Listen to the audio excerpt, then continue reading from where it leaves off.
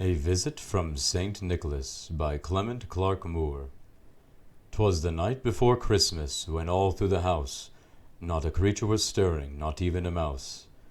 The stockings were hung by the chimney with care, in hopes that St. Nicholas soon would be there. The children were nestled all snug in their beds, while visions of sugar plums danced in their heads. And Mamma in her kerchief, and I in my cap, had just settled our brains for a long winter's nap, when out in the lawn there arose such a clatter, I sprang from my bed to see what was the matter. Away from the window I flew like a flash, tore open the shutters, and threw up the sash.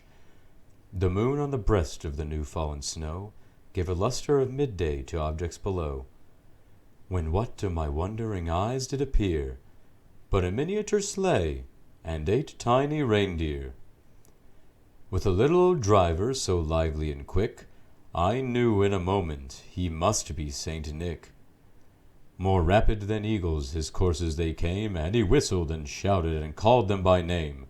"Now, Dasher, now, Dancer, now, Prancer and Vixen, on, Comet, on, Cupid, on, Donner and Blitzen, to the top of the porch, to the top of the wall, now dash away, dash away, dash away all!" As leaves that before the wild hurricane fly, when they meet with an obstacle, mount to the sky, so up to the housetop the coursers they flew, with the sleigh full of toys, and St. Nicholas too.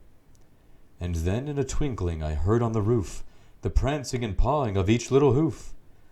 As I drew in my head and was turning around, down the chimney St. Nicholas came with a bound. He was dressed all in fur from his head to his foot, and his clothes were all tarnished with ashes and soot. A bundle of toys he had flung on his back, and he looked like a peddler just opening his pack. His eyes, how they twinkled, his dimples, how merry! His cheeks were like roses, his nose like a cherry. His droll little mouth was drawn up like a bow, and the beard on his chin was as white as the snow. The stump of a pipe he held tight in his teeth, and the smoke it encircled his head like a wreath. He had a broad face and a little round belly that shook when he laughed like a bowl full of jelly. He was chubby and plump, a right jolly old elf, and I laughed when I saw him in spite of myself. A wink of the eye and a twist of his head soon gave me to know I had nothing to dread. He spoke not a word, but went straight to his work, and filled all the stockings, then turned with a jerk, and laying his finger aside of his nose, and giving a nod, up the chimney he rose. He sprang to his sleigh, to his team gave a whistle, and away they all flew like the down of a thistle.